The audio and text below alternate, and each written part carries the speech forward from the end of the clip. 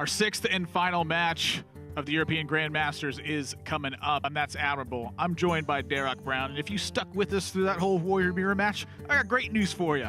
There's another Warrior Mirror match. It's Swidz taking on Jarla, and both players hunting down their first win here in Grandmasters. Yeah, it really hasn't been going too well for both of these players. I believe Jarla was really just struggling, even with his anti-Nomi deck, to be able to come out on top with the kind of Spellzerker package in his first series. But like you said, we've got a somewhat interesting warrior mirror, because it's not an exact mirror. We've got another bomb warrior up against control warrior, which, as we saw in the last series, makes for some really weird lines that you have to take to be able to come out on top. Indeed it does. So we take a look at the deck list, we can get set and look at what we're dealing with here. A very different package that Jarla has brought here, though, and there's a couple key cards I want to highlight. Number one, double Baleful Banker. Oh, yes. Very, very strange looking to me. I'm curious about this, and maybe here we'll get a better glimpse of how it works. But also the Ironbeak Owls. RDU, in his last series, really could have used an Ironbeak Owl. That's a good point. Against a Beryllium Nullifier. Yep, against Beryllium Nullifier, anything with Ziliax magnetized onto it. I would say it's unlikely to be that good. It's quite a niche card and might be sitting around for a while. But when the games are this long, they get somewhat... There are expected situations that repeat themselves a lot because it's the full 30 cards coming into play pretty much every game.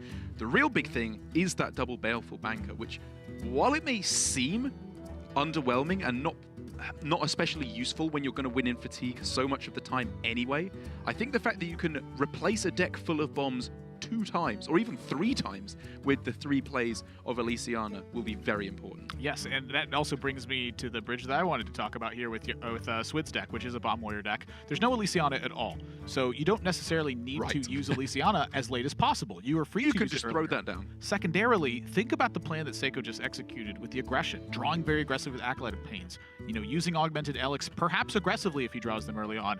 Ironbeak Owl can help shut down both of those effects early.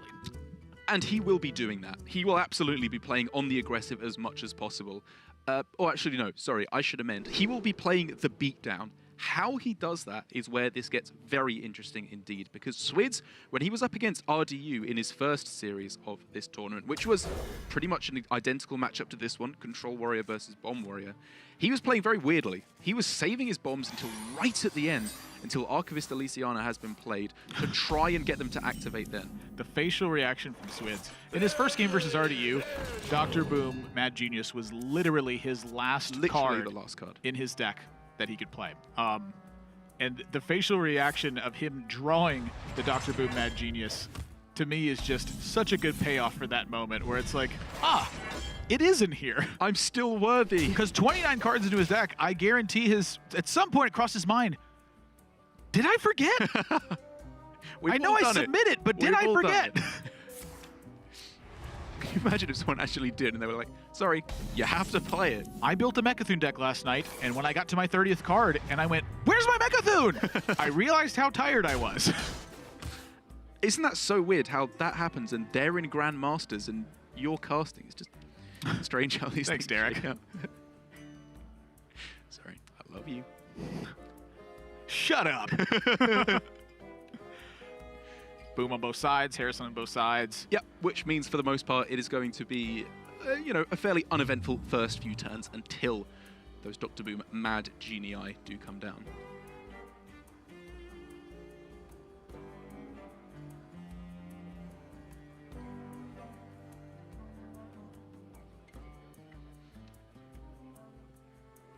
Good time to note, I think, that Swidz, for a very long time, has been an avid Warrior player. Absolutely. I think back to the tour stops I've seen him at, and even in playoffs, just every single time I would go look at the Swidz deck lists. Yep. There was Dead Man's Hand Warrior. It was like the only person in the world that was having success with it, felt like. Yeah, I remember, who was it? He was playing it a lot. It was, even though he's obviously not French, Maverick is very much, I would say, a part of the French speaking community, and also got his tour stop victory. I believe it was a DreamHack tour with Dead Man's Hand list. Obviously, it wasn't specialist. There was a lot of other stuff shaken in there. But the way these players know Control Warrior inside and out is their strongest asset. That's why they are able to go for these somewhat off-the-wall lines that most other players just would not spot. I guess to touch on that point, I wonder if it's like previous experience or tendencies that could have led Swidz to play his previous series versus RDU in the manner that he did, where he was very conservative and waiting for the right perfect opportunity to try to unleash a game plan. It's possible. It's also the fact, obviously, which is, I'm saying this to his credit, the fact that Boom was the bottom card in his deck, he adapted to that by doing something weird. He knew the standard game plan does not work then. Right. I did agree with his line because he did not have Dr. Boom. But I'm curious, like, if that is an influence at all. Like, if something carries over where it's like you recognize you don't have it and it's just very instinctive, or it's something that he had to actively, you know, really think about and consider, or was it second nature to him? Yeah. I gotta move. And here we see for Swidz, very much a continuation of the game plan that we saw from Seiko on the Bomb Warrior side of this matchup. You're drawing fast, and this was as fast as you can. And again, I think this was different than how he played versus RDU. And so I'm pretty convinced that the lack of Dr. Boom is a big part of that. Okay. I'm trying to think back. I think he was still drawing fairly aggressively against RDU. I recall it not being the case. Okay. I could be wrong. I too could be wrong. Warrior series are long. They are indeed. It's hard to recall everything. But I think this is much more in line with what we saw from Seiko in the previous series. And for Seiko, it worked pretty well. It was very successful. Obviously, the tech decisions for Swidz are not quite so powerful for when we got onto the second and potentially third game. In his secondary deck, which is pretty presumably, it looks like, the anti-warrior deck, he's got Ken, Archivist Elysiana, Grom Hellscream, the Boom Reaver, and Augmented Elic at the bottom, sorry. The second Augmented Elic. The second Elic, which does help him. There's no Youthful Brewmaster or Baleful Banker, though, which means while he gets a little bit of extra time with Elysiana, he's still got to be quick. He needs to be winning the game as quick as he can. I kind of like the idea from Swidz here, where instead of having the bounce effect in the main deck, or the Elysiana in the main deck, rather, he just has the Augmented Elic. I think against aggressive decks, that service is much better. And when you take into account Warrior, his game plan is to now put an Elysiana in there. So he has enough time, and he has a second Elic as well. So he's able to utilize bomb shuffles a little bit more. I mean, it's an interesting point, and it's also predicting how your opponent, how they will predict what you will put in your deck. Because if you know that your opponent is playing Warrior and they're going to put Archivist Elysiana and a bounce effect in their primary, you have to do the same, or you're basically conceding a series, or at least putting yourself at a huge disadvantage in that series. You obviously cannot make that conclusion, and then you have to go a little bit further. Like, if you're Bomb Warrior against Control Warrior, do you need the extra shuffle with Elysiana, or will just one do the job, as we saw for Seiko in the previous series? It gets very confusing. It does, but, you know, kind of talking further to the issue of how Seiko played very aggressively and it was successful, Swidz, when he doesn't have an Elysiana here, demonstrates to me that he's very aware of that. The aggression plan works. Oh, yes.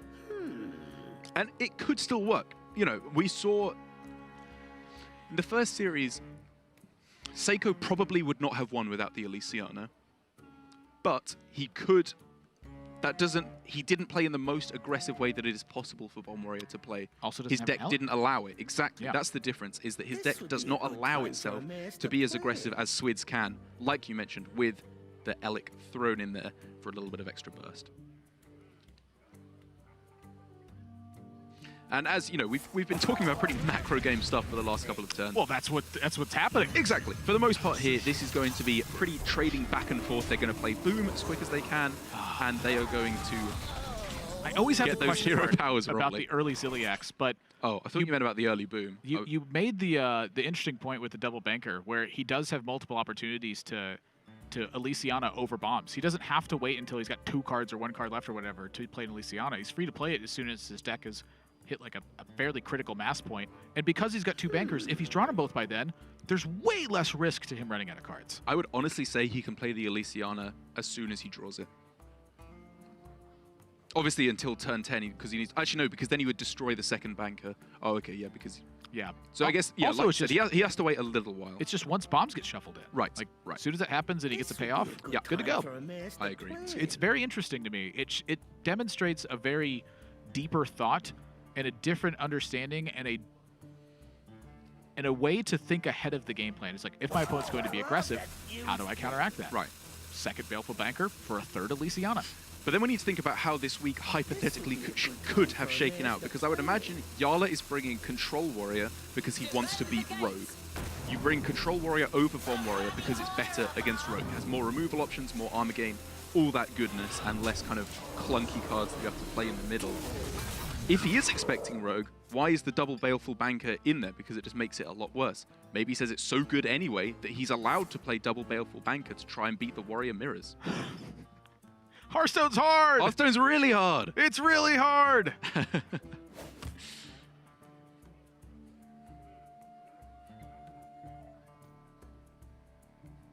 So we finally reached a position where stuff's going to start going into the middle.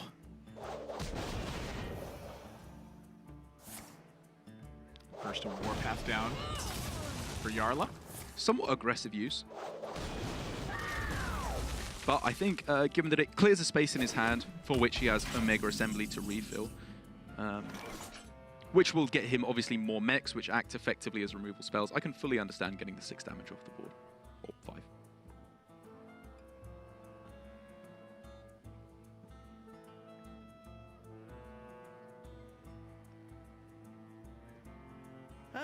It's a pretty rough spot for Swidz. Just not a lot to do.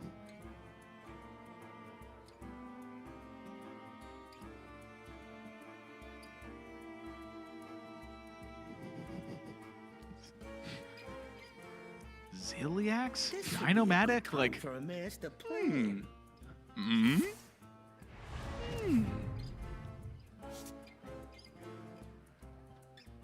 I was weighing the options in my hands there for those at home. The majority of viewers. Tempo a weird thing.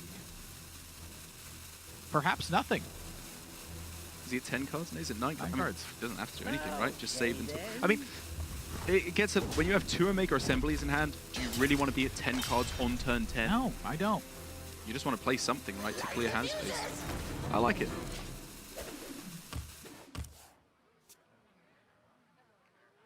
When the majority of the cards your opponent is going to be playing from here on in are mechs, Dynomatic is not that powerful. So for Jarla, I'm curious when this Boom Reaver is hit and play.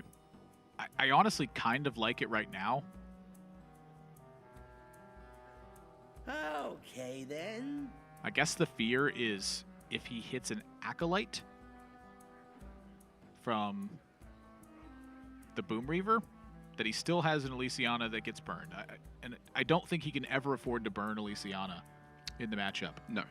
And so it's like a very minute pan out and risk, but it's present still. So find an alternative. It absolutely is. As Jarla gets a reasonable selection, nothing like the one that we saw from RDU earlier on with, what was it, Ziliax, Omega Devastator, and a Beryllium Nullifier as well. All neutral minions here, but still pretty powerful. The Mechanical Whelp is a nice big boy that you can just start throwing down.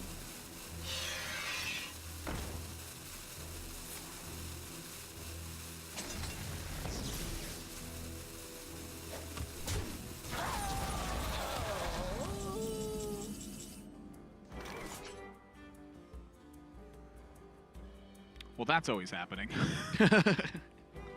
Yeah, got to get that damage off the board. You know, partially to protect your own health total, and also, again, because Swidz has to be the aggressor in this matchup. He's got to get the threats on board and beat his opponent down before Jarla can enter the fatigue state. Wow. That's pretty good. Wow.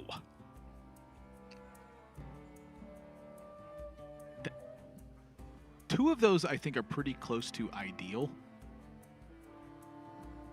With the Omega Devastator and the Nightmare Amalgam.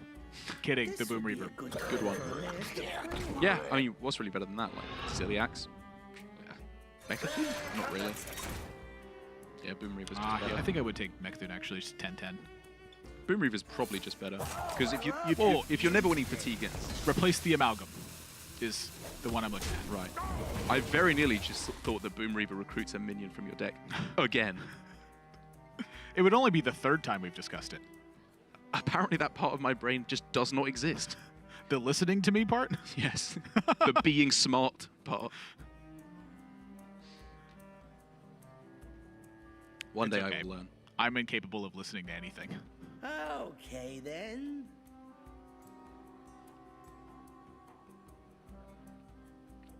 Well, that makes me feel a lot better about the things I've said about you then.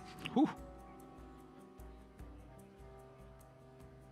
Because I'd be embarrassed if you heard how much I love you. Okay, That means TJ definitely lied to me about what you said. And again, as we were saying, these rush minions acting very effectively, actually, as just more removal spells after Dr. Boom, Mad Genius, has been played. This is a very different pacing than the previous series. Seiko, you know, borderline relentlessly aggressive. Oh yeah, well, he both played his turns fast in terms of the actual seconds he spent on them, and he was playing aggressively. The game he was just trying to get over quick. Which I would say Swidz is doing as much as he can, but Jarla just feels like he's had much more stuff to fight back with. And I would say that partially comes from the fact that if you remember back to the previous series, Seiko and RDU both played an Omega Assembly before turn 10, just for one card in that second game. Yeah. Both of these players are saving them, which means they both end up with more removal options and more threats, which I think just means it is more likely to get back to a stalemate.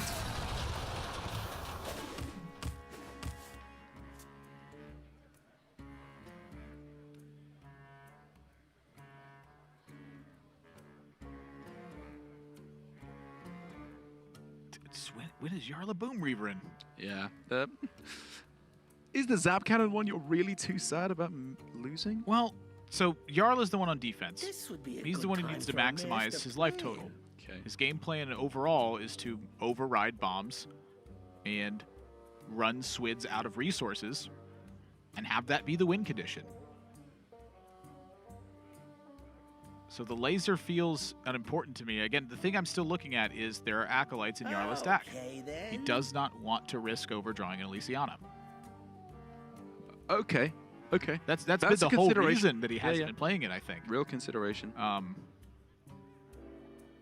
So, A, how does he get his hand size to a point? Or when does he need to even? To where he can play Boom Reaver. Ah! And so that, to me, now spells the possibility of Boom Reaver becoming an option. Secondarily to that, if Jarla's keeping a big hand size and has control of the board, at any time he's free to wait and have the overdraw unimportant cards while simultaneously overdrawing bombs be a game plan. Diffusing bombs, as I heard Dan and TJ putting it yesterday. That's cute. I thought it was quite clever. And Swidz says, you know what? The time is nigh. I have 2 Boom Reavers in a row. Deal with it. Something interesting here is if the Wrench Caliber ever survived, Swidz is able to sometimes hit Elec from Boom Reaver. Which would be That's a good point. An effective second Elec. I mean, that's one of the best options, I would say, because everything is going to be removed no matter what, whether it's big or small. So getting an extra bomb in your opponent's deck is, I would say, about as good as it gets. Oftentimes I have found in these kinds of situations that simply maximizing an opportunity for something fortunate to happen has been a great way to get an edge. And here we go, a perfectly reasonable option for Jarla. And like you said, I think that the possibility, as slim as it may be, to overdraw Elysiana with getting Acolyte off the Boom Reaver, now that's passed, allows Jarla to go for this. I really would like to see Swidz go for a brawl here. Would you like to see Elec first, and then swing, and then brawl? Nope. I would like to see 3 little 1/1s, Then. and then a brawl. Okay. That makes sense to me. However, if he goes for the Elec and swing, it does make some amount of sense to me because he's so light on actual removal that increasing your chance to win the brawl versus having your opponent's minions stick to the board is a prospect. He's also, I think, looking at Blastmaster Boom on this turn because you can get, I believe, the full amount of bombs, of Boom bots activated, and going for that while your opponent has minions in play does make their brawl worse.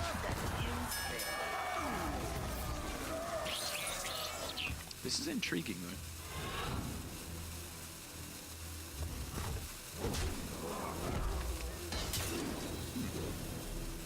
So Swidz was willing to accept damage to face either way. Makes sense. He's the aggressor in the matchup. Well, the problem is he loses damage to his opponent's face 3 out of 5 times there. Yeah.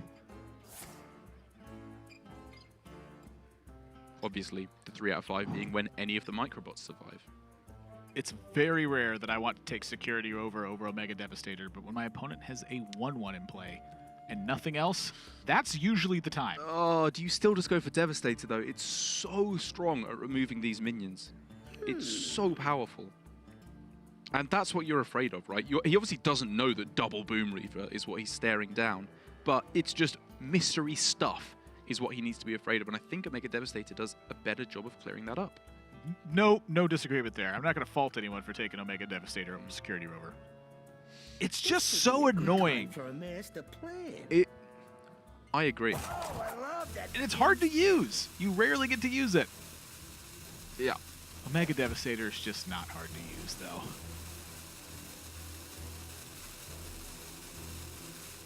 I mean, on this turn, he doesn't know what to play. He needs to play something unless he overdraws. But he's saying, you know what, in this situation, I'm happy with an overdraw. Elysiana and Baleful Banker, one of them, are in hand. What if that overdraw is a bomb? Or a brawl. That's bad. Nah. Who needs a brawl when my opponent just played a Boom Reaver? And is trying to kill me as quick as he humanly can. I do see the reason he did this, though. It's for Yes. the exact reason I described, which was he's safe. He's not facing pressure. He doesn't need to do anything. He's the one defensive. We saw this from RDU against Swidz in Swidz's previous series in the first week of GM, and it was a fantastic maneuver from RDU, I think, to mitigate that damage as much as possible. As, I mean, here, the obvious play is Omega Devastator, Hero Power, you clear off everything and end up with stuff on board too. I'm curious how interested he is in using Shield Slam. And Oh, okay. the shield block is a bit risky, I think, because if he starts drawing bombs right there, it diffuses his shield slams. So I'm a bit interested by that. He's clearly accounting for the shield slams being major tempo plays. That is a good point, actually. I think he just wants to draw through his deck. Like, he just wants to spend the cards in hand so that he can play Elysiana quicker. Because now that he's found, obviously, double Shield Slam, one Brawl's been overdrawn, one's in hand, he has an Omega Devastator, he's got a lot of removal. He just needs to get threats to solidify board, which is what Elysiana does. So the 2 impact points would be a plethora of bombs in the deck, or he draws second Baleful Banker. Yes. Okay. I wonder how, I would be very interested to hear Jarla's thoughts right now as to how important he thinks the second Baleful Banker is. I would assume not very, but nice.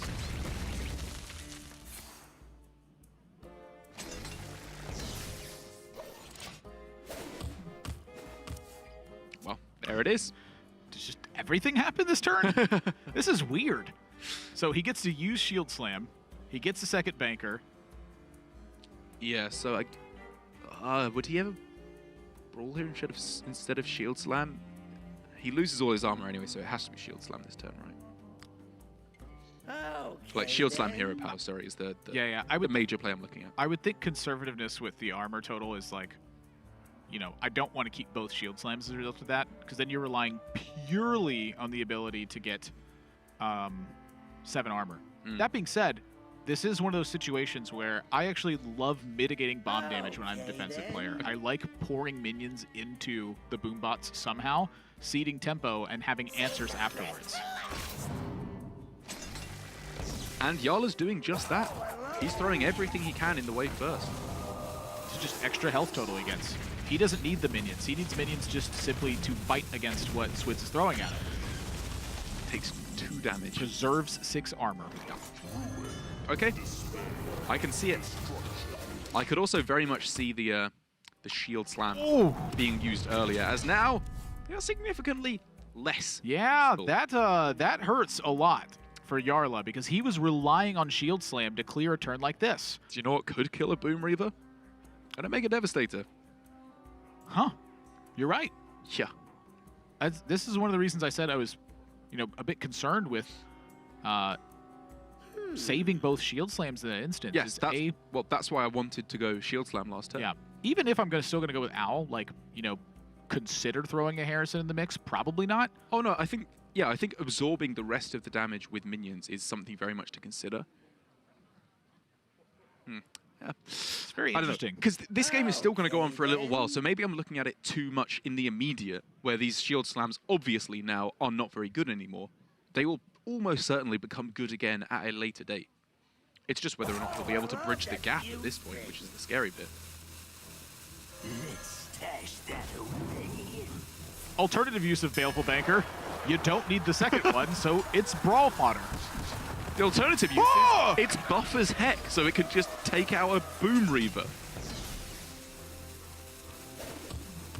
Oh.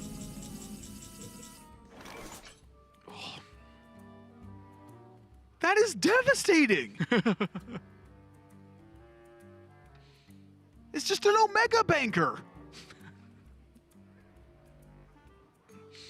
I think my uncle's an Omega Banker. You're over here playing checkers. Yara's playing 4D Monopoly.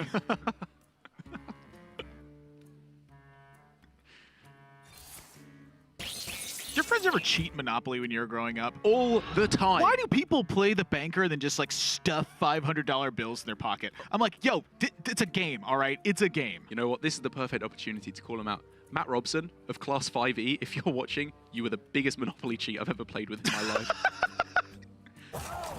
Unbelievable. And now Derek's long con has finally paid off. It's finally come to fruition.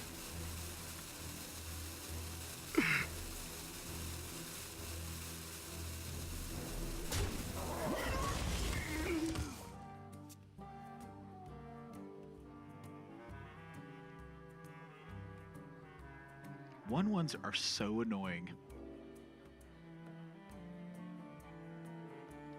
There's just so many of them. And, like, to Swidz' credit, whether it was designed or not, he's got himself in a position where when his opponent had low armor and no blast shield hero power, he had big minions in play.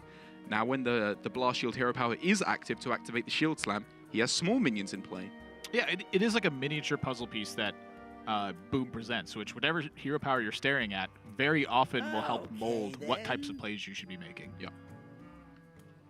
Sometimes plays are just so powerful, you ignore it. Sometimes your plays are very situational, require some amount of success, and you gotta time them. In that one, it does just kind of fall into place. He gets 3/1/1s when Jarla has armor up.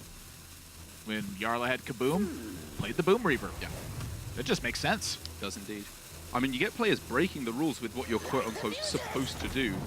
Like with, for example, Seiko played Boom Reaver instead of Discover a Mech, I think it was last game, or was it the 7 armor that he passed over? One of the good options, basically. He just passed over with Boom Reaver. I think it was the Blast Shield that he passed over. At some point he passed over Discover. I think he did, definitely, yeah. Which, again, in the Warrior Mirrors, you very rarely do that because it's the best one. But showing that if you're willing to break the rules, you can come out on top. Swidz an opportunity here to secure some real damage with either Beryllium Nullifier or with Ziliax. You know, I think that's, as him being the aggressor, one of the focuses of the game plan is securing cards that are not damage into damage. Right. This would be a good time for a master plan. It becomes weird when you factor in Omega Devastator, because if he can get a Beryllium Nullifier to stick that is not immediately hit with Omega Devastator, that's going to stick around for a while. Or, actually no, it would, but there's an owl as well. And I guess because of the owl, he doesn't feel comfortable magnetizing it. Oh. He doesn't want it to go back to a 1-1 or a 1-3. I think this is honestly wise, because the difference between having a 3-8 and a 4-11 is, you know, it makes a difference, but the fact that Owl would be so dreadful for you if you did that, I think makes it worth it, especially as either way, Omega Devastator could clear it off here with the hero power. That's the biggest bottle of water I've ever seen Swidz drink from.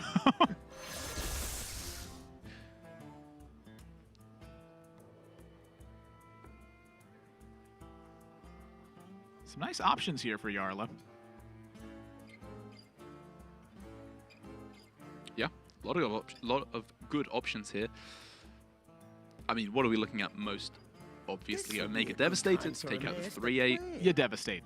Then I don't know, Hero Power and 3-drop. Just play stuff. Like, you just want to clear off the board every turn, make sure you're not taking any damage. And Jarla should be just fine. And again, even though he already threw down a Baleful Banker in the brawl earlier on, he is still in absolutely zero danger of losing in fatigue. Even if he plays the second Baleful Banker, he's still in absolutely no danger of fatigue. That is a huge amount of respect for Swidz' potential to get aggressive here. Right, so this is the interesting thing, where, as we've alluded to before, fatigue is not a consideration for Jarla yet. He's still very much winning. The ability to replace a deck full of bombs is the consideration. He could do that one time now with Elysiana. But that's only if Swidz launches bombs before he gets to the end of the deck. Right, and Swidz knows this now because he knows the deck list, they're all open. He knows double Baleful Banker was in the primary deck list. So maybe now he does wait for Jarla to draw his whole deck and then go for it? Or at least to play Archivist Elysiana and then go for the bombs. But then Jarla knows that Swidz knows that, so maybe he slows down on the card draw so that Swidz would have to wait until he's 5 turns into fatigue before Archivist Elysiana is even played. Yeah. And I know that Jarla knows that Swidz knows that, so I'm saying it.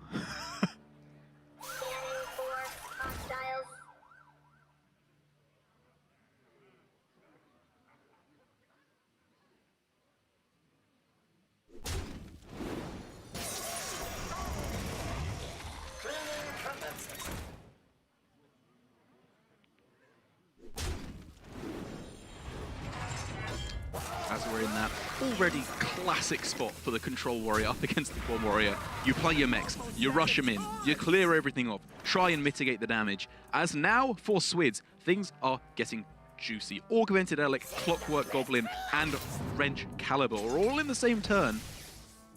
Is 4 bombs. Yep. That you can shuffle in one fell swoop. Also, this Replicating Menace. Okay. Delivers a 7 damage blow to Jarla. That is big. That's scary. That's a big deal. So now for Jarla, this is where the 2-pronged attack comes in from Swidz, where if Jarla doesn't find time to play Archivist Elysiana soon, Swidz can just shuffle all the bombs in and hope that he draws them before Elysiana comes down. But if he does Elysiana soon, the minions on board will just kill him. And he has to Weapons Project to fend off another 4 damage hit, which means that Swidz gets to deal 6 additional damage, or he doesn't have to worry about his Wrench Caliber being gone. Absolutely. And suddenly you're looking at Jarla's position and wondering, what happened to the 2 Baleful Bankers? Why on earth are we at 27 with no Ziliax? And how did we end up in this spot where we still have a Shield Slam? Oh. And a Clockwork Goblin gets discovered. Those are premium options, my lord. Clockwork Goblin? Can you pick the Goblin? Yes! You put the Goblin in your deck. Now, granted, you also put the Omega Devastator in your deck. 2 copies, in fact. Oh, Devastator's so Swidz. good. But Goblin's so good. It's got to be a Goblin, right? Look, I already have a Shield Slam. And I haven't needed it for pretty much the whole game. Yeah. Yep.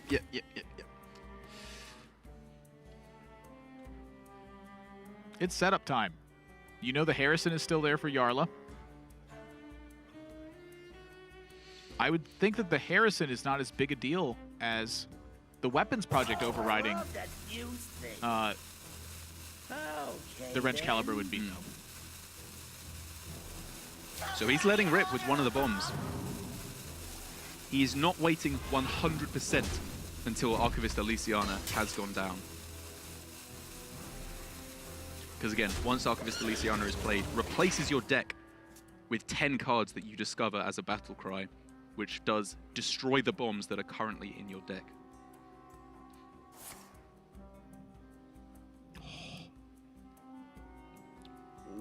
Rover is the option? You can go Rover Warpath to gain a lot of health. I guess the pressure's more valuable. And here we go. The Elysiana is down. This is the only ability that Jarla has to play it. I just had an epiphany watching Jarla now. He knows that Swidz doesn't have an Elysiana. Yes. You run Swidz out of stuff, you play Elysiana so that you don't just die to a giant bomb shuffle, Yeah. and then you just pressure them out. You have cards and they don't. Yes. Whoa! That's the win condition. An Elysiana being there or not being there is so weird. Azalina being there is even weirder yet again.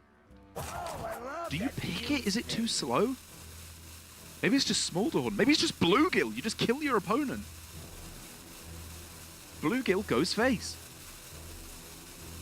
Kor'kron Elite goes face. 2 Kor'kron Elites go faces. Whew. That is a good deck. So, 6 out of the 10 cards in there arguably summon Kor'kron Elites. The Boom Reavers could get it, or the Dimensional Rippers could get it as well. Could have 8 Kor'kron Elites post Elysiana. But now, the Elysiana, this deck is what Jarla has. He has to make do with this. It's a good deck, to be sure, but Swidz can now wait for some of the cards to be drawn, go off with these bombs, and pray that he can somehow get there with a flurry of explosions to close things out. So Swidz, okay, he is adding to the board this turn. I was about to say, if he's not adding to the board this turn, wouldn't you have favored the Warpath into the 3/1/1s? Because, I mean, probably not. When I'm thinking about it, these are your last few resources. If you need time for bombs to go off, you need ways to clear boards. So at this point, could he win with Mechathune if he discovers it? I think he... Just as a backup win condition. Not reliably, but you always can, yes. I guess we focus on the primary win condition for the moment. Then worry about that nonsense when he runs out of stuff. Separate the Ziliax, yep.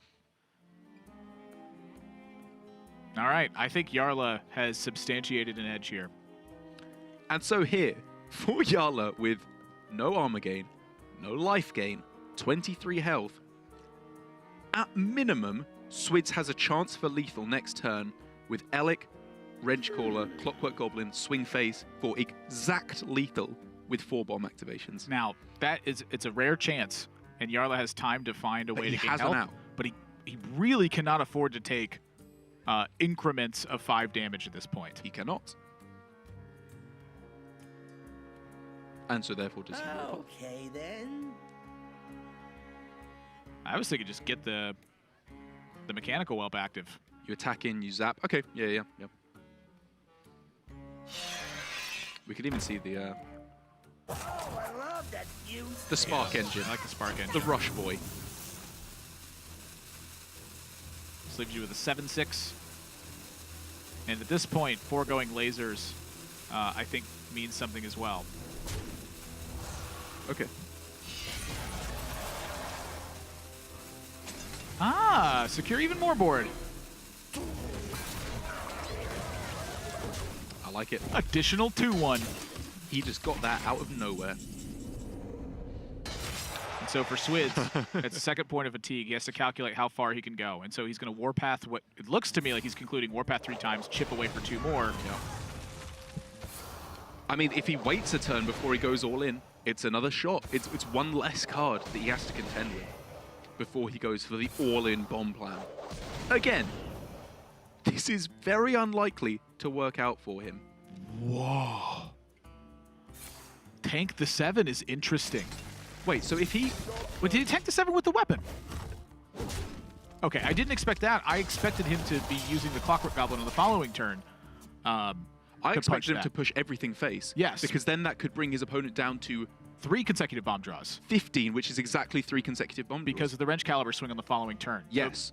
Because he's going to take the 7 damage either way once he's used the laser to face. So the extension of that is then, is he afraid of Ziliax being able to magnetize on to the mechanical dragon, blowing him out?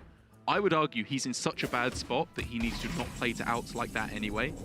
And so now he needs 4 consecutive bomb draws in what will be a 12-card deck. Jarla played nothing on the previous turn. No Nightmare Amalgam. No 2/1. Right. He wants to use them as removal just to rush in. He knows if they're in play and your opponents rush into them, that's kind of the same thing. And there we go. The draws were not found. Swidz is not dead, though. Not quite yet. And Jarla has still no health gain. Swidz is going to start dying fast. Jarla's deck is full of Kor'kron Elites and Dimensional Rippers. Piloted Reaper is actually pretty good here as well. You get to stick an additional 2-1 in play. You play Spark, you play Piloted Reaper. Okay. You trade it with the Reaper, you get a 2-1 in play, and then you get the Nightmare Amalgam. So you stick a board of like 1 health stuff that has attack on the front end. He really wants to play the Harrison as well on this turn, though. To obviously destroy the weapon. That, to me, says you should have played the Nightmare Amalgam last turn. I wonder if that's an oversight. Very possibly. How much armor? He has no armor right at the moment. This would be a good time. And so Shield Slam is not a possibility. Oh, I love that thing. He's just not playing the Harrison. Which means another bomb activation for Swidz. There will now be 5 bombs at the end of the day. And also gets set down to the 3 breakpoint. 3 bombs is what it takes. And Security Rover found. Security Rover is more chip damage, though, because if you're going to kill the front half, you're going to summon 2 3s. Right. And if you're going to summon 2 3s, you got to kill those too.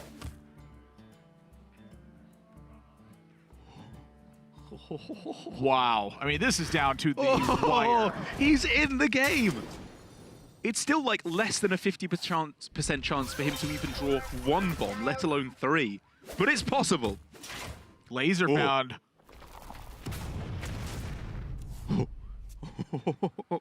Okay. Fatigue is piling up for Swidz as well. Swidz is dying fast. But if Jarla doesn't take out all minions on the opposing side, he will die to 1 bomb. And there's 2 left. Security Rover is very annoying to kill in totality. So wait, if we were to see 5 Warpaths here, that kills the whole board, right? No. Would it leave 1 2-1? Well, think of it. The last Warpath summons a 2-3. Oh, it doesn't. Yeah. Even if it's it's not just when it survives. So are you thinking laser and then 4 Warpaths? Would that work? 2? No, it'd leave a 2-1 around. Right. Oh. And he has to do it, or he is getting dangerously close to dying. He has a dragon in hand because of the Nightmare Amalgam. That's why he held onto the Nightmare Amalgam. No way! What? What a genius! That's sick. That is absolutely sick. I mean, who knows? Maybe it would have worked out even better because he could have played the Harrison before, but if that's his reasoning, that's a pretty big god read. 5 fatigue taken. Jarla is 1 damage off with the ping from dying to 1 bomb. There are 4 left in deck. He needs to be hit by 2 to die. Whether the ping comes to face or not on this turn makes no difference. It would make a difference if you got Kaboom exactly. Yes, right. So later turns, it starts to make a difference. But then you need to consider, have to ping face how fast am I dying? Ping face and brawl. You're going to take 6 fatigue on the following turn, so you're effectively at 17 health. Okay. You're going to take 6 from the minions and 2 from the weapon. That sets you to 9, and then you have 1 more turn. So if you brawl this turn, it's very likely Jarla can just add pressure. So I think the brawl's irrelevant. The hero power to face, though, gives you a 25% chance to roll a Kaboom, because you cannot roll the laser again. As much as he would love to. So my question is, does the 7 armor hero power ever add a breakpoint to it where the brawl could matter in that regard? It's just little tiny things. Too much to think through. There's too many unknown variables for Swidz with all the discovered cards off Elysiana. It looks like he's saving the brawl. Oh no! He's going for it at the final second. If you don't use it, and it would have mattered, and he rolls Kaboom! So now Jarla, if he rolls 2 Kor'kron Elites, that's 8, 9, 10, 11, 12, 13 plus 6. 6. So 19, he doesn't have the damage for lethal ever. So he is now at the mercy of whether or not he will draw a bomb from the deck. Ah! He misses anyway. 7 armor. If he fades the draw. This is it. This is it. It all is here because Swidz is dead to fatigue anyway on the following turn. Jarla needs to avoid drawing a bomb and does. 1-0 lead for Jarla. Oh my lord. I love Warrior mirror matches. That was unbelievable. And you just know that along the way, there must have been so much stuff that could have been done differently to make it better or worse for either side. The armor gain that was used early on, the shield slams that stayed around in Jarla's hand for a long time, which could have been used earlier on to remove those minions. That last little bit of threat for Swidz, and also his genius play to hold on to that Elec for the whole time. One big swing turn that he saved for as late as possible with the Elec, the Wrench Caliber, and the Clockwork Goblin, just to give him the highest chance possible of getting a surprise victory. And in the end, I think it was like exactly a 50-50 or very close to it with the bombs in the deck. The something I just absolutely love about Warrior is in the mirror match, it seems like none of your decisions matter until they really, really, really do. We got a second game that's coming up, but we got to go to a break. Swidz drops the first game to Jarla in about as close to call as you can make. So don't go anywhere. When we come back, we're jumping into game 2 of this series.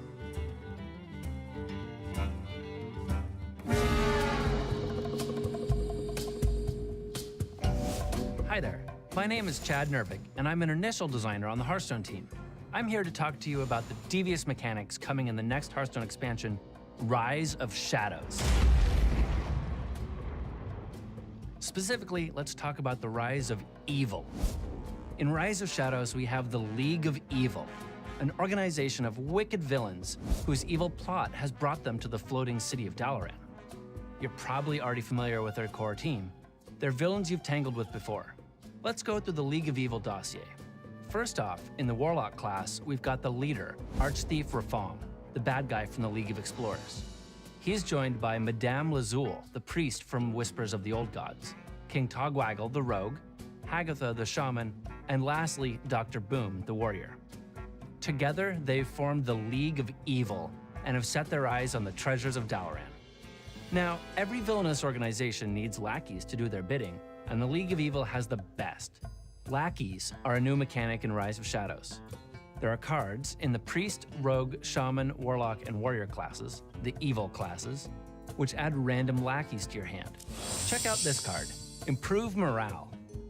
Improve Morale is a very versatile card, able to be used on both enemy minions or occasionally friendly minions.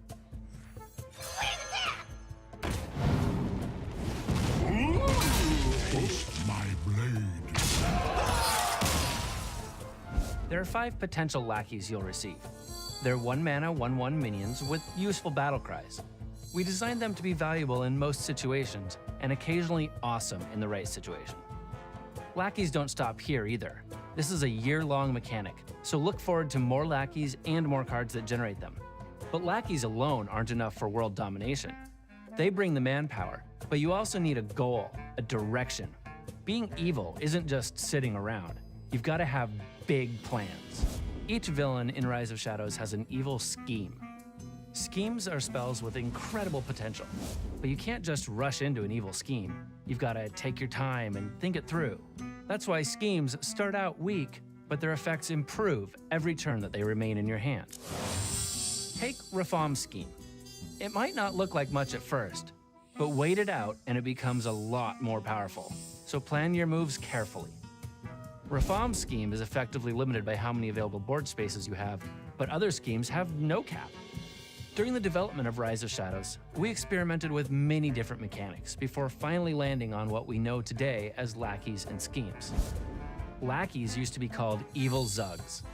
Before that, they were named Marks of Evil and were a currency that were generated by some cards and spent by other cards. We found that the requirement to draw both pieces in a proper ratio made them unreliable and not as fun. So we turned the currency into the payoff itself, similar to spare parts from Goblins vs. Gnomes. Schemes used to be spells with random additional effects or with additional discovered effects. The concept was to make an adapt-like mechanic for spells, but it proved challenging to find interesting bonus effects that worked on any spell, and also make interesting spells that worked with those bonus effects. As you've probably already guessed, the villains we'll meet in Rise of Shadows will be back in new different forms. But I have one more exciting set of cards to share with you today. Callback cards. Each evil villain has brought a card with them that harkens back to the set they were originally from. Each of these reuses a previous mechanic. We've already revealed Madame Lazul's callback card, Forbidden Words, which is a throwback to the forbidden cards from Whispers of the Old Gods. Now, let's see what Dr. Boom is bringing to the Rise of Shadows. A new Omega card, Omega Devastator.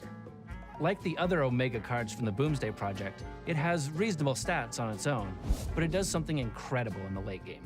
It's a great throwback for Dr. Boom. I hope you've enjoyed this introduction to the League of Evil. Talking about them does make me wonder what exactly their grand plans are. Our evil plan comes together!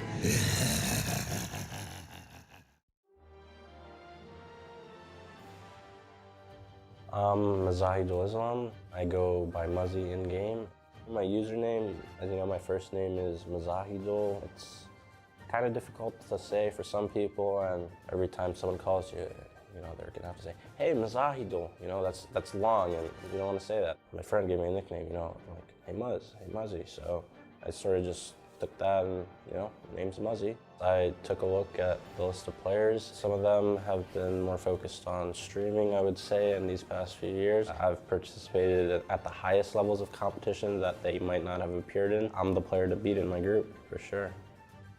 The thing that I most look forward to about competing in Grandmasters is the thrill of the competition. It's really why I play Hearthstone. It's what I've enjoyed doing for the past 3-4 years, and it's what I'll continue to enjoy doing, hopefully. I think Hearthstone Instinct is definitely my greatest skill set. I think that if I took a break for a while and didn't play the game and came back to new cards, I think I could pilot a new deck fairly well, fairly quickly. People would always mention the term burnout to me. Burnout, burnout, burnout. I didn't know what it was. I would constantly play Hearthstone all the time.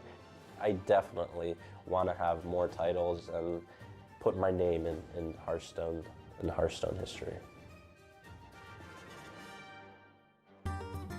Our 6th series of the day and our 3rd day of the week and our 1st week of Grandmasters here for the European region. And that's Admirable. I'm joined by Darroch Brown, and we are amidst the series between Swidz and Jarla. Jarla currently up a game, and Swidz is swapping over to the secondary deck. He is now including a copy of Archivist Elysiana. He's adding in a second Augmentedelic, and he's got the Cairn, the Gromma Shell Scream, and the Boom Reaper to help supplement the aggressive package. He does indeed, and it really felt like Swidz just needed the tiniest of nudges to get him over the finish line in that game. And when you're slotting in all those big boys, Boom Reaver, Grom, Archivist Elysiana, that's more than a nudge, I would say. It's a pretty big nudge. I would, solid 24 mana nudge that you're giving right there in terms of just stats that are dedicated to dealing damage. More of a sledgehammer directly to the face. Yeah. Than a, That's Warrior in a nutshell. As Jarla is sticking with his primary deck list, he's gone with a somewhat interesting set of secondary and tertiary decks, deviating from RDU's strategy, as obviously the other players bring pure control warrior. He's got one of the kind of anti-Nomi decks, as RDU did with Deathwing thrown in there, and then his secondary deck is clearly the anti-mage variant with a Big Game Hunter and Super Collider. But it looks very much like his primary deck is already the anti-warrior strategy. 2 Ironbeak Owls, 2 Weapons Projects, a Harrison Jones, 2 Baleful Bankers already in there with an Archivist Elysiana, and he's up a game. I mean, if it comes down purely to fatigue and who can prevent it for the longest amount of time, clearly Jarla is at an advantage with double copy of Baleful Banker. Swidz really not happy with this Acolyte of Pain. So many choices. Don't play your Town Crier on 1 then. Well, I think he's unhappy with the fact that he drew Ziliax instead of Militia Commander from the Town Crier. That's probably a little bit more like it, yeah. Don't play a Ziliax then. Apologize for the spectator issue. We'll get this fixed as quickly as we can here. But I feel like this game is, given how Game 1 operated, Swidz has to have the advantage overall. I would agree with you. I think there's definitely argument for the other side, given that Jarla just has way more cards that he can play throughout the course of the game. Elysiana and double Baleful Banker puts you at a huge advantage again in terms of fatigue. But if we think back to Seiko versus RDU in our previous series here in Grandmasters, the second Elysiana that Seiko had had access to just wasn't needed. He really needed just that little bit of extra time with the extra cards to get those bomb activations rolling and take out the control warrior. Something else to note in that was RDU is bringing Youthful Brewmaster for the sake of flexibility, being able to bounce back an Omega Devastator. At the cost of that, when you use it with Elysiana, you lose a 7/7 from play. Yeah. That's a major deal if your opponent's plan is to be aggressive against you. Exactly right. While Jarla will definitely be happy he has the bankers in his deck, not only because it obviously adds an extra card to his deck, as we've alluded to, the absolute extremes of fatigue as we actually start approaching the end game state where 45 turns, the game simply ends at that point and it would be in-game declared a draw. It's very unlikely to get to that point. Yeah. And that's a 7/7 with Banker that you can take to the bank. Oh, nailed it. Toughest pun of my life. It's not even really a pun. Sorry, hold on. I've just received word from production. No, you didn't. Dang it. I appreciate it. Oh, thanks. It's just mean Mike. Mike, the producer of the show. Thank you very much, Mike. Yeah, you're the best. As here for Jarla, obviously the easiest move on this turn is just to move to clear it. Militia Commander Ziliax both do a very nice job of that.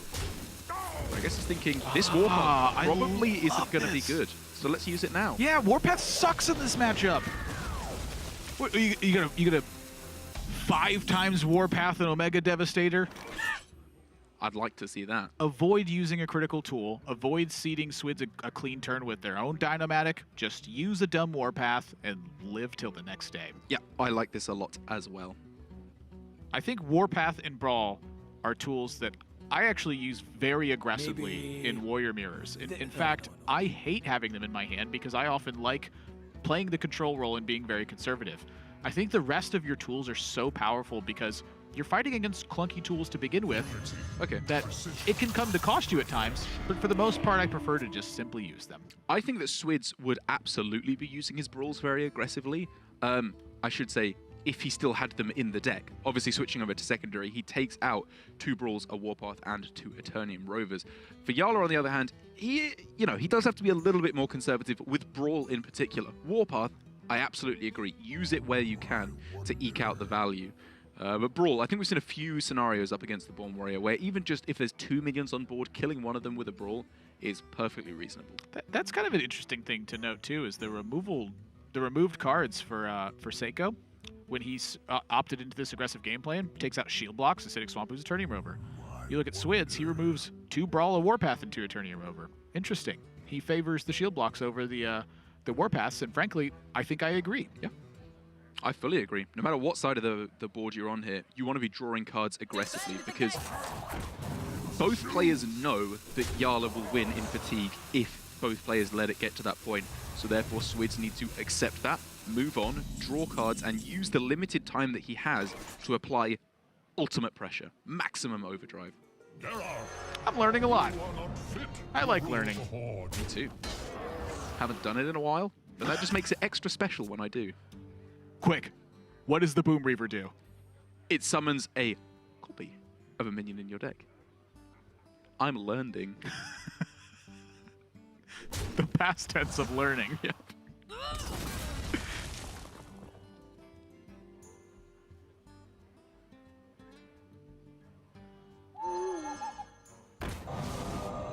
Are you proud, Admirable? Yes. Are you proud? Finally. It's happened. He did it. He did not play Dr. Boom on curve. I am now officially declaring Jarla the best warrior player in the world. Because he didn't play the best card in the deck on curve. Because he had a better play. No, it was the right play. I agree. Oh, I'm so happy. This is the end of your story arc. It's come full circle now. Just transcend. Rise up into the loft. I mean, I think it was right. Also, it maybe will lull Swidz into a false sense of security that he doesn't think the Dr. Boom is in hand. He could probably figure out that even if Jarla had it in hand, he'd go for this instead because, man, is that killing Ken. Look at the play. Yeah. Well, no, it was very powerful. Jarla will, I imagine, well, I don't want to say learn his lesson because he probably will have known it before, but making sure in this instance that he denies all damage from his opponent will stop him from getting into that situation we saw from Swidz in the last game, where it was simply a 50-50 for the game. Yeah, I think you know, the efficiency of this one spoke for itself. Yeah. But I do expect to see Jarla pay a bit more attention to the damage that's incoming. Not only I think does his hand afford for it better, but I also think that he's just in one of those situations where if you can maintain control, it's very difficult for it to slip away. Yeah. I'm so glad.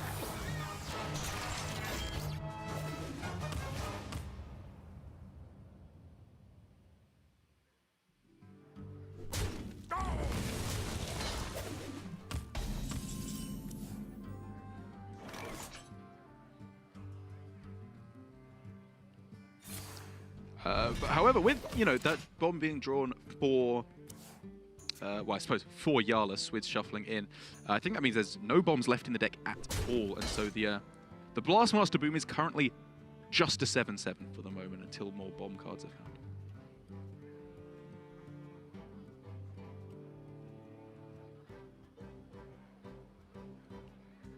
And kind of a lull here in the storm for Jarla. Yeah, it's not really much to do this turn. Okay, then. You know, I look back to the use of Ziliax in the previous game, where Jarla had used it at full health pretty early on. That's true. I forgot about that. He didn't really have another option to clear other than just creating board tension. And when you create board tension in a Warrior Mirror match, that's dangerous because they have very powerful removal Okay, effects. then. I swear he did have other clear options though, right? Like he could have shield slam. I think it could have shield slammed or something, Yeah, but or maybe even a warpath. Maybe it wasn't that useful, but Jarla is clearly showing he is not afraid to just throw down Ziliax in this matchup. I was just about to say, I'm curious if he's genuinely considering this. You know, I do think it has more merit here because it's clear. You know, Swidz has clearly demonstrated he does not have Dr. Boom at this point. He absolutely would have played it. Absolutely. So with that being said, it does make clearing your minions more awkward. That is a definite recognition from Jarla on this, is that if your opponent doesn't have Dr. Boom, they have to spend stuff to clear your minions, which means they're just not pressuring you. That's right. As Jarla is churning through the removal from Swidz. Next turn, however, is the kind of refill he will be looking for. Omega Assembly, I imagine, will just be slammed down, followed up by the delivery drone as well. Who knows? Maybe he can get himself another Ziliax for the late game to heal himself back up.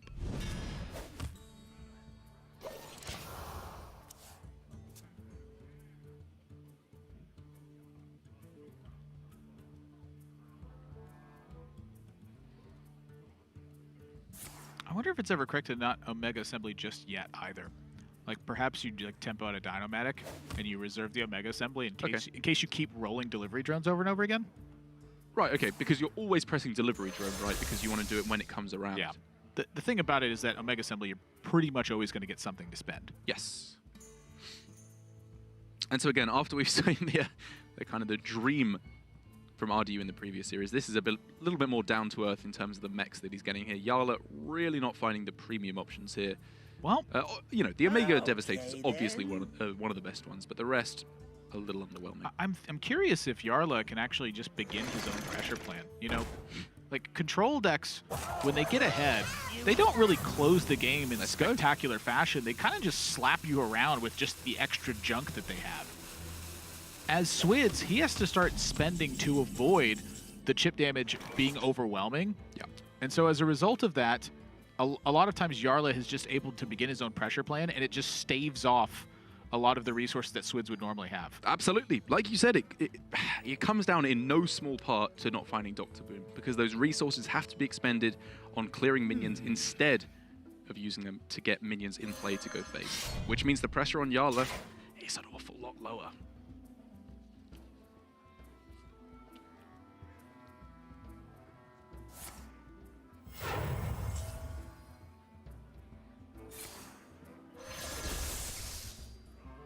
Okay, that's reasonable. The Goblin Bomb, not so good, but Clockwork Goblin, you'll take those. I thought you meant the Clockwork Goblin when you said the Goblin Bomb wasn't so good for a second. I was like, are you okay? Do you need a doctor? Clippy just shows up. He's like, I see you've said Clockwork Goblin isn't that good in a Bomb Warrior deck. Would you like some assistance with building decks? I see you're trying to be intelligible. Would you like some help? Job done. And so this is I'm curious about this swing right here. Yeah, overall, this turn is actually much more important, I think, than it may first appear. Because it looked like he was just setting up for a kind of mundane turn at the start, and then deviated at the last second into going for a full bomb turn. 4 cards shuffled into Jarla's deck. And I wonder if, because he switched over to his secondary deck now, which is so much threat heavier, he's wondering if he doesn't have to go for the same win condition he went in the previous game, where he finalizes on bombs. Instead, he's thinking, I'm just going to win through board pressure. Yeah, so contrast this with Swid's first game. Very patient, very much waiting, came down to the wire. In Seiko's first game, he had access to Archivist Luciana. He was very much aggressive in the early game. He was. Swidz now has access to one Archivist Luciana. He's executing the game plan similarly to how Seiko did in his first game with the 1 copy of Archivist Luciana. Excellent point. And I would say that's probably just a pretty good play from both of these players. Metagame or macro speaking in terms of their overall game.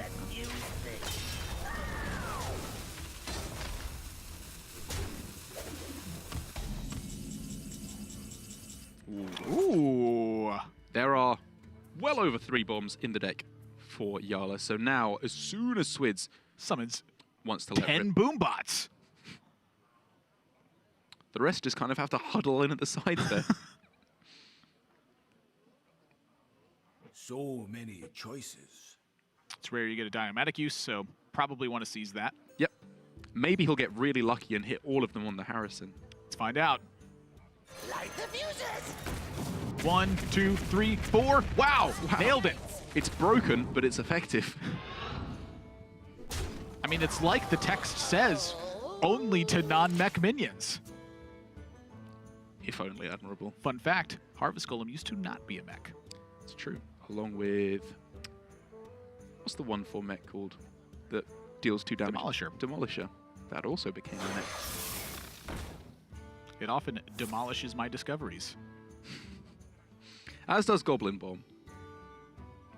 But there's no joke there, so I'll stop talking. So the difference of magnetizing Beryllium Nullifier for Jarla as well, we saw Swidz not do it in the previous game in Fear of Ironbeak Owl.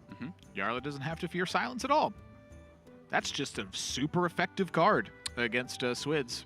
So in that instance, both of the 2/1 mechs are functionally identical. So it doesn't matter which one he throws it down on, it's just whether or not he wants to, I guess is the question. To which the answer's probably yes. Like, well, you so here's want the to thing. wait until the Omega Devastators come down, but what possibly baits them out? Swidz almost certainly removes the 2 brawls when he goes over to the secondary deck. Jarla doesn't know that Swidz has gone to it, but he pretty much knows. If that's the case, Omega Devastators offer a lot of tempo in this situation because the lone warpath from Swidz has been used. Right. So finding the timing to use Omega Devastators to generate tempo and push back against Swidz is a very interesting prospect. I think the reason he didn't do it was because he hadn't seen... He's seen Ken. He hasn't seen a Blastmaster Boom. Oh, right, Is the reason I think he hasn't done it. Right. So now that he sees Blastmaster Boom, once this gets cleared out, I think Jarla's going to take a more aggressive stance with those 2 Omega Devastators and just start to punish Swidz for not having board clear options. I like it. And, you know, just to further, I guess, bolster your point, he does know that he switched over to the secondary because Ken has been played. Oh, yeah, he silent, did see dealt with. This would be a good time for a So, yeah, like you said, he knows that the removal options are significantly lighter. Even ahead of time, if he hadn't seen it, you still pretty much He knows. Yeah. He pretty much knows. I don't think that he went over to Big Game Hunter and Super Collider, It would be a bold call, and it would not pay off. also a bad one. Yeah. Okay, then.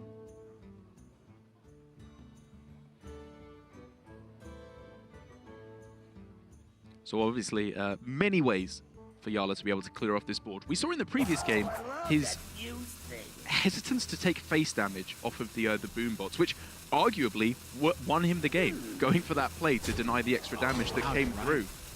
And so we'll very possibly see that again, where he loads up minions, then he goes for the warpath. He's consistent in his strategies. Didn't work out great for him here when it just went 4 on the guy, on the unpowered Steambot straight away, and then he tanked a lot of damage afterwards. Still absorbs 4 damage, though. Right, yeah, that's 4 that didn't go face. It's a 2-mana card that says can't attack unless you played a spell that turned into 4 health. And now he's got Omega's Devastator down. He's pressuring.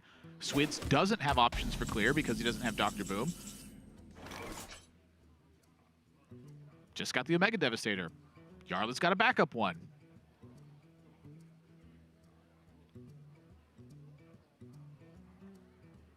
We're getting to that point where Jarla can weirdly start to take an aggressive stance. Yep, absolutely he can. For the moment, though, Swidz is holding on remarkably well. The problem comes from the fact that as soon as Jarla does pull ahead on board, Swidz can load up his own side of the board very effectively. Because he doesn't have Dr. Boom in play, he can't remove immediately very well at all. Which leaves Jarla obviously available to use his own removal options like his Rushing Mechs, Omega Devastator, Weapons Project to clear off Swidz's minions and push damage face. Boom Reaver helps. I gotta move.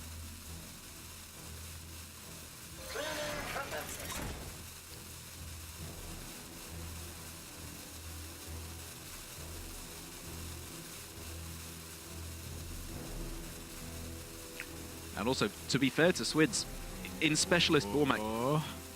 Defend the gates. Okay. I was going to say, given that he's switched over to his secondary deck, again, 5 cards different He missed armor. to his primary deck,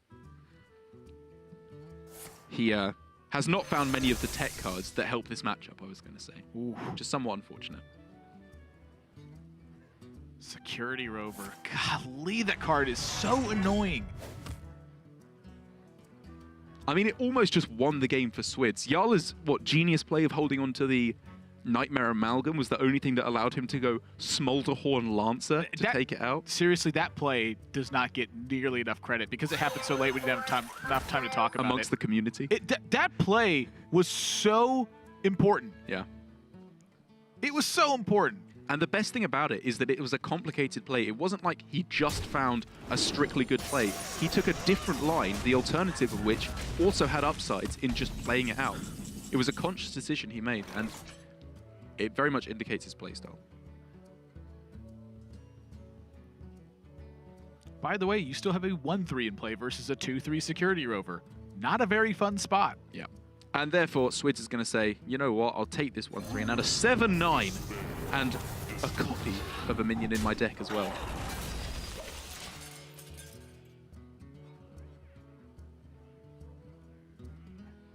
But nice and easy for Jarla to Did he clear just up not attack with the Eternium Rover? He just didn't attack. Huh. That's never correct. Just wrong. So that's 2 just mistakes. But it wasn't summoned in with Rush, was it? He was already in play. He just didn't attack face. I would say Swidz is getting pretty upset.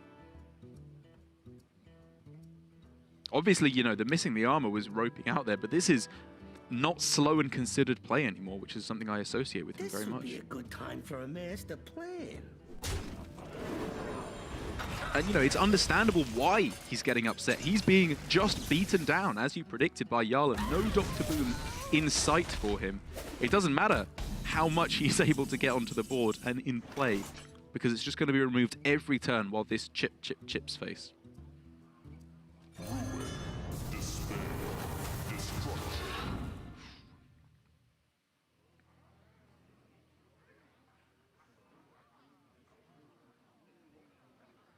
Finally. It's gone. Sort of. And so now for Jarla, if he wants to turn up the pressure, another Beryllium Nullifier really allows him to do so. But he takes the Omega Devastator even then. He's got a huge lead. And there's no way for Swidz to answer wide board states. The Omega Devastators become much more powerful if your opponent does not have AoE. I mean, I guess with already one Beryllium Nullifier, the redundancy becomes less powerful. With these 2 Omega Devastators in hand, he can just kill everything forever. And he can go face at that. And he is going face at that. He's learned his lesson from the warriors that we've seen do oh so well so far in the Grandmasters.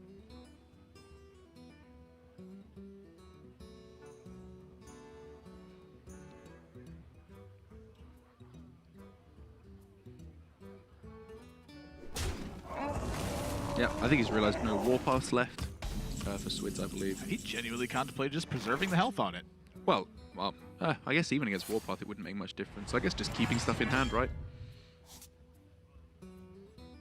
But even then, there's no brawl available to Swidz. He's just got nothing. He's got to fight back, honestly, and he still doesn't have Dr. Boom. So no rush.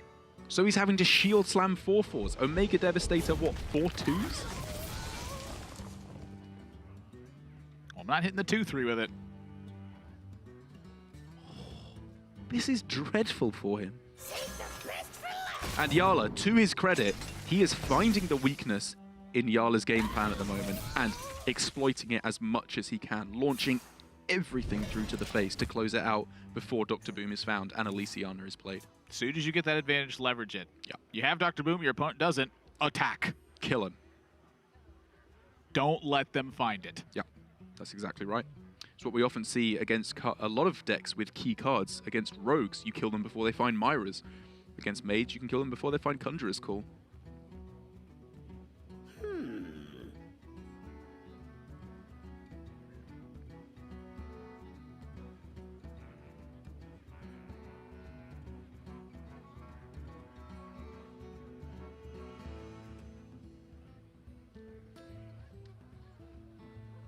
So Jarla really wondering, This would be I guess, if he's allowed to play the Omega Devastator here. He can just do whatever he wants. There's no board clears on the other side. Yeah, no, I mean, obviously this is very powerful. I do wonder if this is absolutely optimized in accordance with his current game plan, which for the last few turns has been launch as much damage faced as he can. He did not magnetize the Beryllium Nullifier onto an attacking minion. Obviously, this gains him a huge amount of armor, especially if the Omega Devastator does not come down for Swidz. I do wonder how valuable the armor is going to be to him. Maybe it just closes out any backdoor wins for Swidz to try and go for crazy bomb lethals. Now 4 bombs left in the deck. Right. Unless I missed an additional one from somewhere. I was thinking it might be 3. Or was that the second swing of the Wrench Caliber? So he's played 3 Clockwork Goblins, is that right? Oh, has he played 3? Oh, okay. Was it 2 or 3? I want to say it was 3 because I think he discovered one, right? Yes, he did, and he played 1 at the start. So has he played 3 altogether? I believe so. Okay, I think you might be right. Again, it's been a lot of Bomb Warrior mirrors here in Grandmasters. But for the most part here, thankfully, Jarla is on the aggressive. So the bombs for Swidz are not of the utmost significance, especially as Jarla will very likely just be throwing down Elysiana on one of the coming turns. He's got Boom, he's got a Baleful Banker, he just does not care. He's just under so much pressure. Just inefficient ways to answer back. Still, nope, so he does not. So it is 3 bombs left. Okay. You're right. Unless I was right, and now I'm getting duped. I mean, it's complicated because he went for another Elic I bomb digress. turn, right? Yeah. Either way, still, for the moment, he cannot be fighting for killing Jarla. He has to be fighting just to stay alive. Grom, defensive Grom. Should be 1 left. Wow. I mean, they're coming out in force. We're going to find out if Derek or I was right next time on bomb draws. That draw was the bomb. It has a certain different meaning now. Yeah, not quite what you're looking for. But for Jarla, it's, you know, they were going to come sooner or later. I guess, actually, no, I guess because he was going to replace his deck with Elysiana. That was actually pretty unfortunate for him to get them all right there. It's pretty much the worst. Yeah, okay, fair enough. So at this point, I think he's just protecting himself from a second Elic by playing the Elysiana. Right. Ooh, there are some very, very big minions here. My lord. What was that? Boom Reaver? Big Bad Archmage Grom? And a cheeky Mecharoo. Just to round out the squad. Oh, I took the Dark Iron Dwarf, I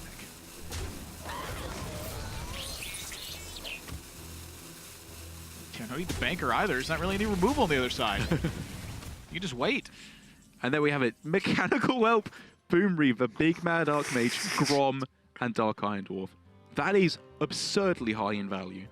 This is my large warrior deck. It's not big warrior, it's large warrior. Is that a step up or a step down from big? It's adjacent. It's just different. So many lives. They mean the same thing. And here, again, without rush from the Dr. Boom, Swidz is unable to clear the board. Bottom 3, now I remind you. First game of Grandmasters, it was bottom 1. Now it's bottom 3. Oh, my. And Jarla, yet again, is going to try and close this out front. It's being closed. You know, I sometimes say when luck shuts the door, you got to open up the window. Sometimes luck just evicts you from the home. And there's nothing you can do about it.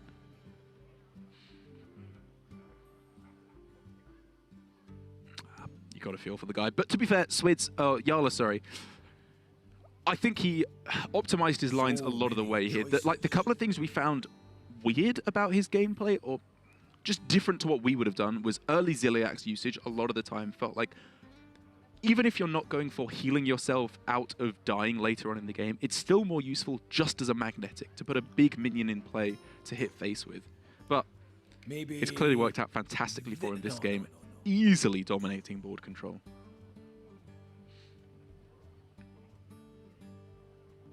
As well as soon as he needs it, there's obviously a little bit of burst available with brawling to blow up these goblin bombs. I gotta move. And so how does Swidz get out of this? He can't. There's nothing. I mean, Elysion has been played, so there's no bombs. 2 bombs that he could shuffle in now does not do it. if he wasn't looking at 7 armor across the way, his chance would be literally drawing a Wrench Caliber next turn. But there is 7 armor, so there's nothing he can do. His chance, I think, in the face of that 7 armor was literally play Archivist Elysiana and just somehow, some strange way, find a way out of it. Instead, Jarla's gonna brawl, and Jarla's got Shield Slam, which means that he can kill both of these Goblin Bloms and deliver a lethal blow. Jarla, 2-0 over Swidz. The second game, much more decisive, as Swidz fails to find Dr. Boom Mad Genius. And this game was so important for both of these players, both of them having been 0-1 already in week 1 of Grandmasters. Now we see Jarla putting a win on the table, which is pretty crucial. There are not many players who are down 0-2, and a lot of them, it kind of came through questionable deck choices, like obviously Pavel bringing the Chef Nomi Priest, which really did not pan out for him. Swidz brought pretty much the same deck as a lot of the other players in the Bomb Warrior, and I'm not sure if it was because of building it incorrectly, or more likely he got Dr. Boom literally bottom card in 2 of his games. In his first game, it was the bottom card. Yes. In his last game, it's the second to bottom card at best for him in that situation. Sometimes you find yourself in unfortunate circumstances, but for me, the tale is that Jarla, I think, demonstrated a very clear and deep understanding of how Warrior works, where you can deviate, and things you have to do and go out of your way for in order to achieve wins in this spot. So my hat's off to Jarla, this one, who I believe is ready for an interview. Jarla, can you hear us? Hey guys, can you hear me? Yes, I can. Congratulations on your win here today. This was a very impressive Warrior mirror match that took place here. Talk to me about your deck list. It's got a couple of unusual choices in it and some tech cards that are very dedicated. So walk me through the building of your decks and your secondary decks. So basically, double banker. I was thinking that Swidz or Huntrace might bring Control Warrior, but without bankers in first deck. So my plan against Control Warriors was like cycle my deck really fast and play 3 Elysianas as soon as possible and try to tempo them out. But Swidz ended up bringing Bonfire, which was kind of unfair for me.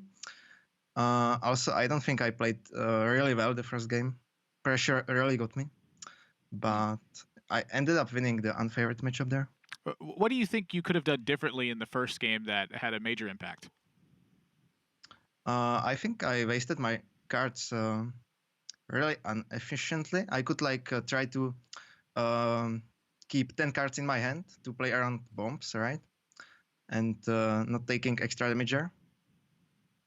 So talk to me about some of your practice partners and how that kind of entered into the fact that you ended up bringing Control Warrior, because I know you practice with a lot of the best players in the world, but you still ended up bringing a deck that a lot of players really don't like in the Control Warrior.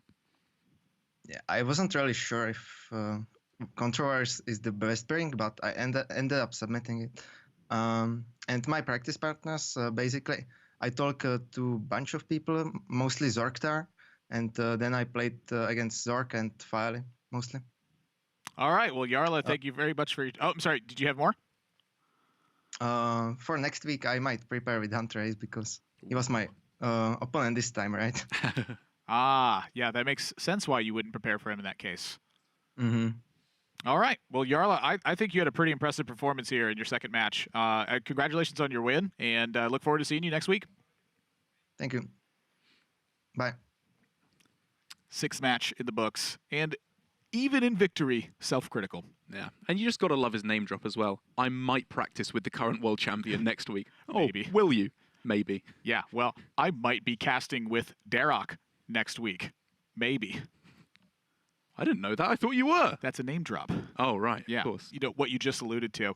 We're going to go to a quick break, but when we're done, we're going to be setting up for the Americas region. We got TJ and Frodan going to be joining us here, so stick around. We got a little post-show and then shifting over to the Americas region.